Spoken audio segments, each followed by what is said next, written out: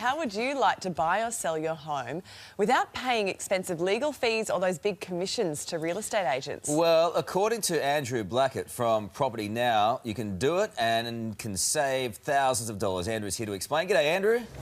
G'day, Carl. Hello, Sylvia. How are you? How can you really save that much?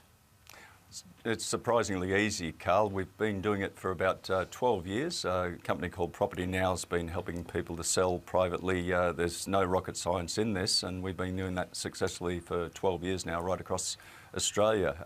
Key is getting listed on the major real estate websites, and that's crucial, and that's what's been missing until about 2004. Well, the market the way it is at the moment, auctions seem to be the most effective way to sell your home and to get the price you want. So how do you get around that without a real estate agent? Presents no problem at all. We've actually just had a client sign up a couple of days ago in Brisbane, in Windsor, and they've decided to go to auction, and they've even, and this is despite the fact that they're selling privately and there's going to be zero commission, but they've just enlisted an auctioneer just for the day.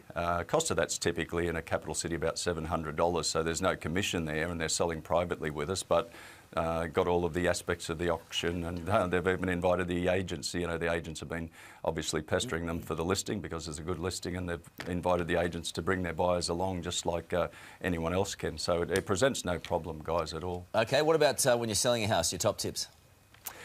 Look, probably don't do what agents do. Try to be as natural, personable as you can. You must be contactable. Establishing the price is very important early in the piece to, try to get an accurate price. It's not a death sentence if you get it wrong in any case, and there's good resources out there.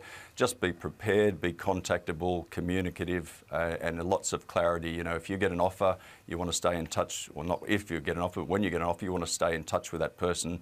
While you're talking to them, agents will be ringing that person and, trying to show them other properties. So lots of communication, lots of clarity about price and negotiations and so forth. What about the tips for the buyers out there?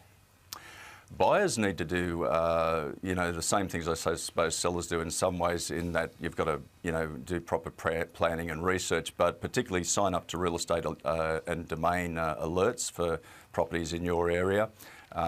Very important to go to your bank and get written finance approval as well, because you might go and put an offer on a $500,000 property. Your offer may be $490,000. It may be the winning offer because you're finance approved, and the $500,000 offer, they haven't even been to their bank yet. So get finance approved. Sign up to real estate alerts from the various portals. Are there some drawbacks in trying to do it all yourself?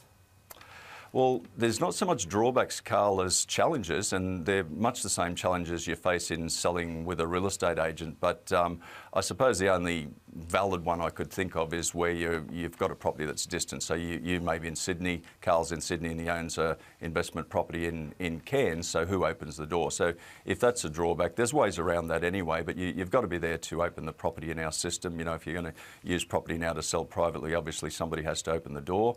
So, tyranny of distance can be a problem, but it can be overcome as well. Wow, good advice. Make it sound easy. Yeah. Thanks for your time today. Appreciate it. And more Pleasure. information Thanks, on our Sylvia. website.